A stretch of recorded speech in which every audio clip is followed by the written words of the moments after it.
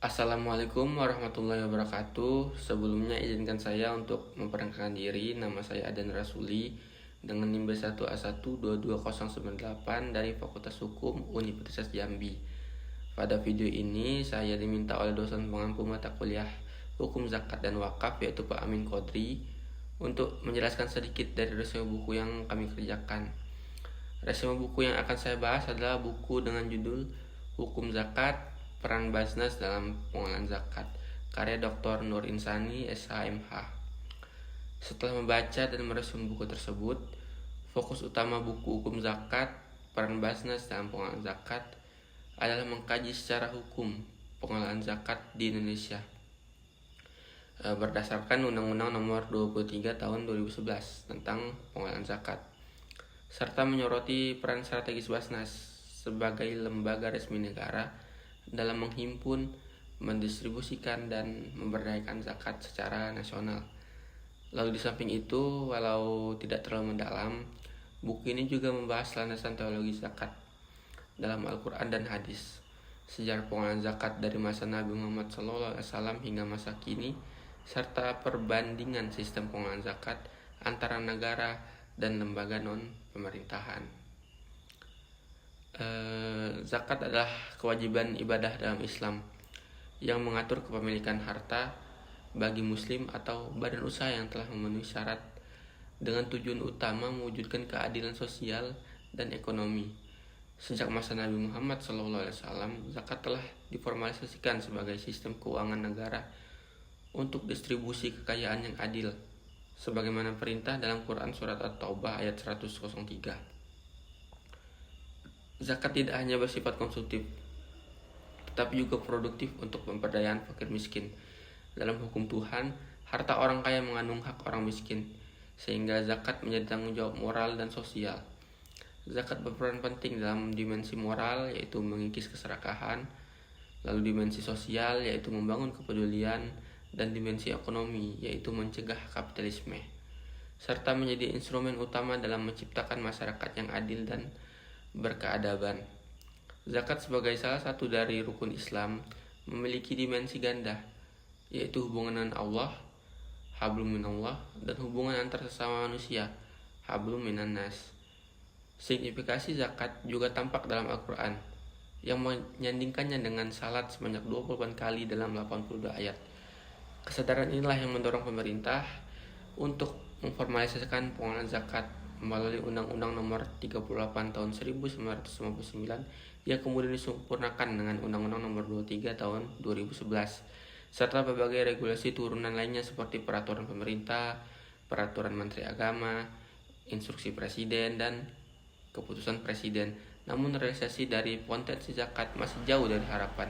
Indonesia sebagai negara dengan populasi muslim terbesar di dunia memiliki potensi zakat yang sangat besar, yakni sekitar 274 triliun per tahun, yang jika dikelola secara optimal dapat menjadi instrumen strategis dalam mengatasi kemiskinan dan pembangunan kesejahteraan sesuai dengan nilai Pancasila dan Undang-Undang Dasar 1945. Namun realisasi pengumpulan zakat masih sangat rendah, hanya 4 triliun atau 1,46% dari potensi nasional.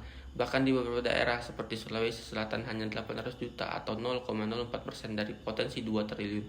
Hal ini mencerminkan masih lemahnya sistem dan kesadaran zakat, baik dari aspek regulasi maupun implementasi. Padahal jika potensi zakat tergarap maksimal, zakat dapat menjadi kekuatan ekonomi nasional yang mandiri dan adil, sekaligus alternatif solusi atas ketergantungan terhadap utang luar negeri. Dari sisi kelembagaan, kinerja Basnas dalam pengelolaan zakat masih belum optimal. Terlihat dari kesenjangan besar antara potensi dan realisasi penghimpunan zakat selama hampir 2 dekade berlakunya Undang-Undang Pengelolaan Zakat. Oleh karena itu, diperlukan pembaruan regulasi agar Basnas memiliki dasar hukum yang lebih kuat, termasuk kemungkinan menjadikan zakat sebagai pungutan yang bersifat memaksa, sebagaimana diatur dalam pasal 23A Undang-Undang Dasar 1945. Secara historis, pengelolaan zakat adalah tanggung jawab negara, sebagaimana dicontohkan oleh Nabi Muhammad SAW dan para khalifah, yang menunjukkan bahwa zakat bukan semata ibadah personal, tetapi juga alat rekayasa sosial. maka pemerintah perlu memperkuat peran dan kapasitas Basnas agar sistem zakat lebih modern, profesional, dan mampu menjawab tantangan sosial ekonomi, sehingga zakat benar-benar menjadi kekuatan ekonomi negara yang adil dan berdaya guna dalam mengatasi kemiskinan serta ketimpangan. Negara hukum Pancasila memadukan nilai-nilai agama dalam kehidupan kenegaraan. Berbeda dengan negara barat yang memisahkan agama dan negara. Hal ini tercermin dalam sila pertama Pancasila dan pasal 29 Undang-Undang Dasar 1945 yang menegaskan bahwa negara wajib melindungi kebebasan beragama dan mendasarkan penyelenggaraan negara pada nilai ketuhanan. Agama mendapatkan legitimasi filosofis, yuridis, dan politis dalam sistem hukum nasional selama didukung oleh masyarakat dan membawa kemaslahatan. Negara berperan sebagai fasilitator, bukan pelaksana ajaran agama, dengan membantu umat menjalankan keyakinan tanpa menjadikan Indonesia sebagai negara Islam. Peran ini diwujudkan melalui dukungan administratif dan hukum formal terhadap pelaksanaan syariat seperti dalam Undang-Undang Pelaksanaan Zakat dan Undang-Undang Haji. Selanjutnya kita bahas landasan hukum zakat. Ditinjau dari segi bahasa, kata zakat berasal dari kata zakah yang mengandung pengertian tumbuh, pembersihan dari dosa, dan tidak cacat karena kotoran dosa. Seringkali ayat dalam Al-Quran dan As-Sunnah menggunakan kalimat sadakah dalam pengertian zakat, yaitu harta yang dikeluarkan untuk peminta-minta. Sebenarnya kata sadakah itu berasal dari kata sidik atau benar, sehingga kalimat sadakah melambangkan kebenaran iman dan juga melambangkan bahwa orang yang memberi sadakah membenarkan adanya hari pembalasan. Sesungguhnya zakat adalah tiang ketiga dari ajaran Islam sesudah ibadah salat. Pentingnya zakat dapat disimak secara faktual bahwa dari 82 ayat Al-Quran, zakat digandingkan dengan salat seperti dalam Quran surat Al-Muzammil ayat 20, mendirikan salat dan menunaikan zakat. Quran surat Al-Ahzab ayat 33, dirikanlah salat, tunaikan zakat, dan taatilah Allah dan Rasulnya. Quran surat Al-Baqarah ayat 43 menyatakan dirikanlah salat, tunaikanlah zakat, dan rukuklah beserta orang-orang yang rukuk. Mengeluarkan sebagian harta untuk orang lain dalam hukum Islam mengandung makna penyucian harta dan juga akan menambah subur harta. Sebab itu arti lain dari zakat adalah menyuburkan. Kapitalisme, kolonialisme, dan imperialisme merupakan sistem yang menempatkan harta sebagai tujuan utama tanpa belas kasihan hingga memicu penindasan dalam perbudakan. Dalam Islam, harta justru diarahkan menjadi alat untuk mencapai kesucian hati dan kesuksesan sejati melalui kewajiban zakat. Zakat didefinisikan sebagai bagian tertentu dari harta yang diwajibkan Allah Subhanahu wa taala untuk diberikan kepada orang-orang yang berhak, bukan semata-mata karena kemurahan hati, tetapi merupakan kewajiban hukum yang berdampak pada keberkahan harta. Semakin banyak harta yang dikeluarkan sebagai zakat, maka akan semakin berarti dan terhindar dari kebinasaan.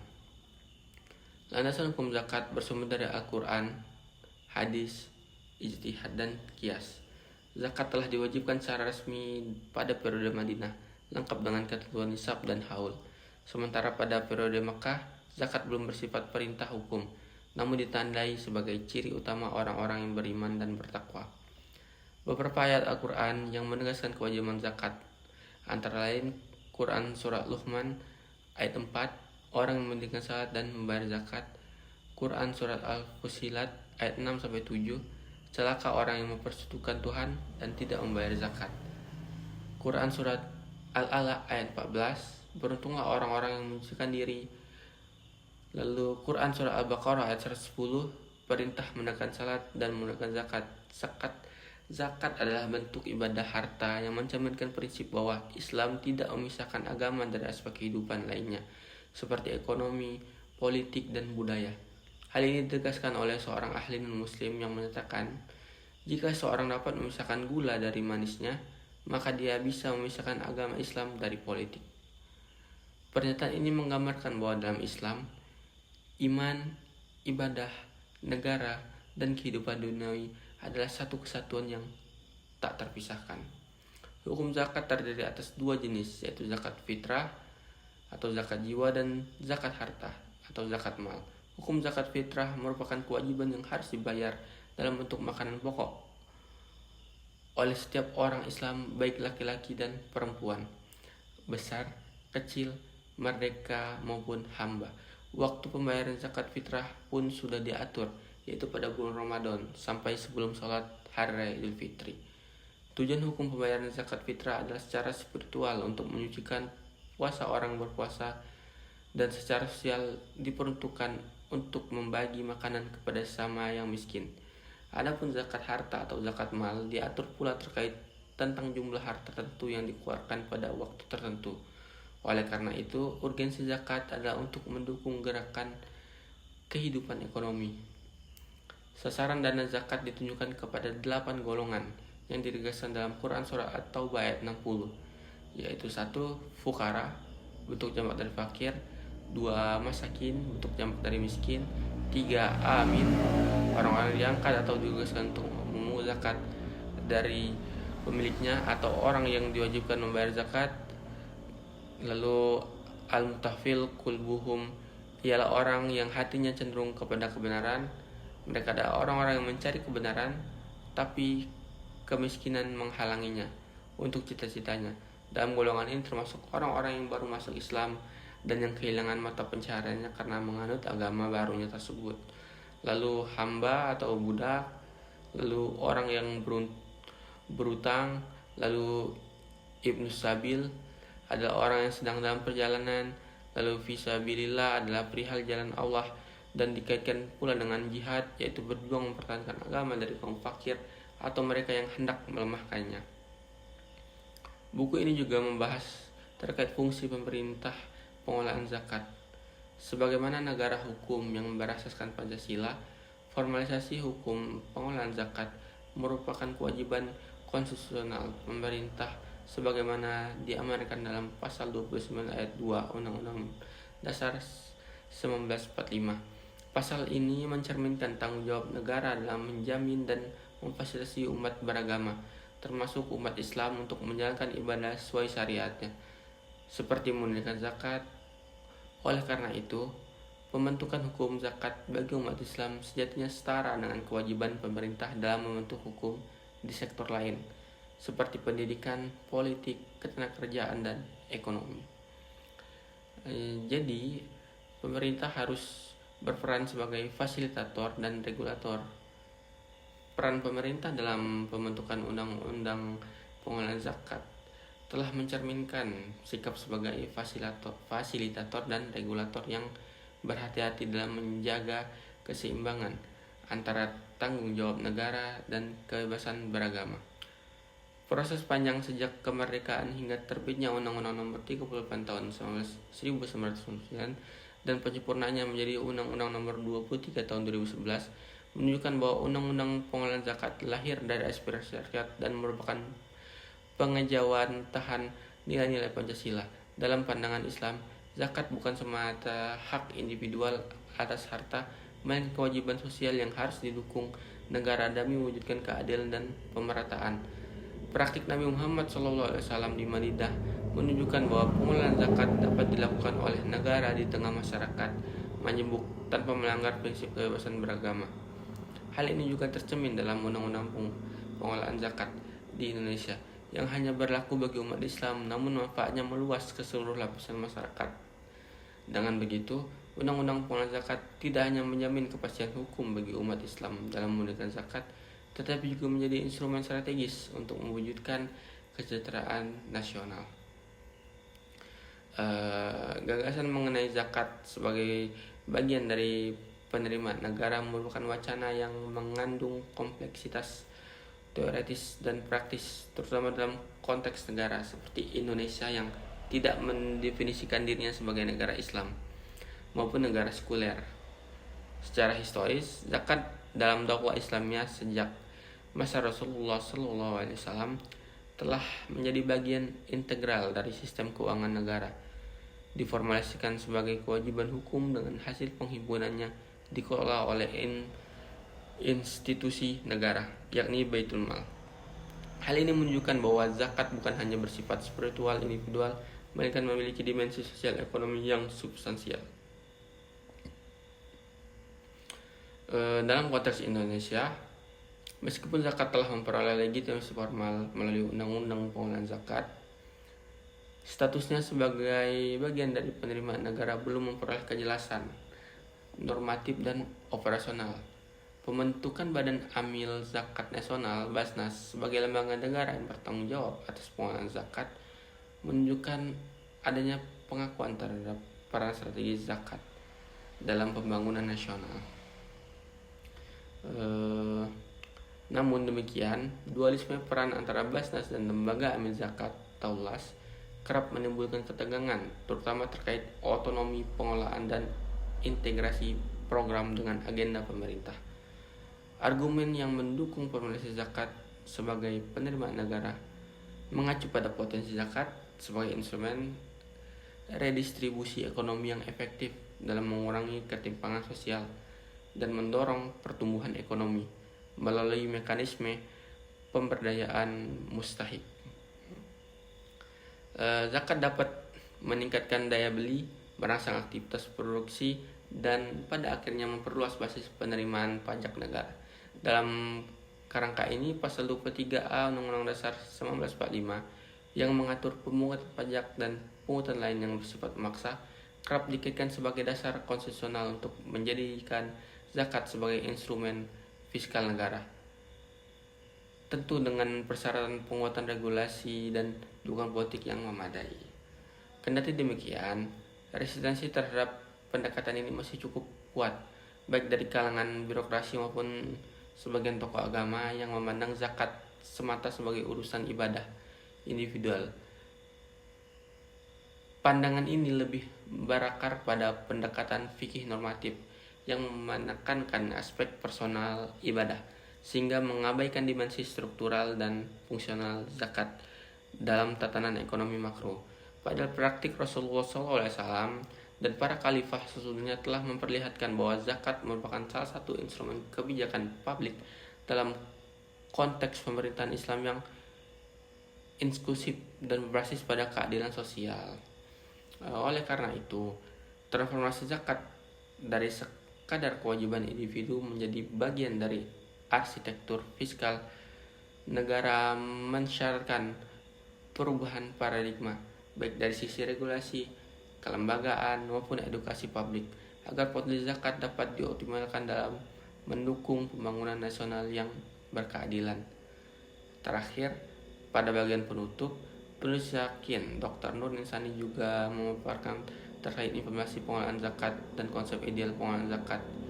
Dan di akhir penulis memberikan kesimpulan dari ide yang dia tuangkan pada buku ini, yaitu eksistensi pemerintah dalam memformasikan undang-undang pengelolaan zakat tidak mengganggu kebebasan beragama, karena kewajiban hukum menunaikan zakat hanya berlaku bagi umat Islam dengan tujuan universal untuk mengataskan kemiskinan dan mewujudkan kesejahteraan tanpa diskriminasi. Namun, implementasi undang-undang pengelolaan zakat saat ini belum optimal, ditandai dengan rendahnya pengumpulan dana zakat, meskipun potensi zakat di Indonesia sangat besar. Ketidakberhasilan ini disebabkan oleh kelemahan regulasi, minimnya sosialisasi, ketidaktaatan muzaki, keterbatasan sumber daya, dan lemahnya organisasi pengelolaan zakat.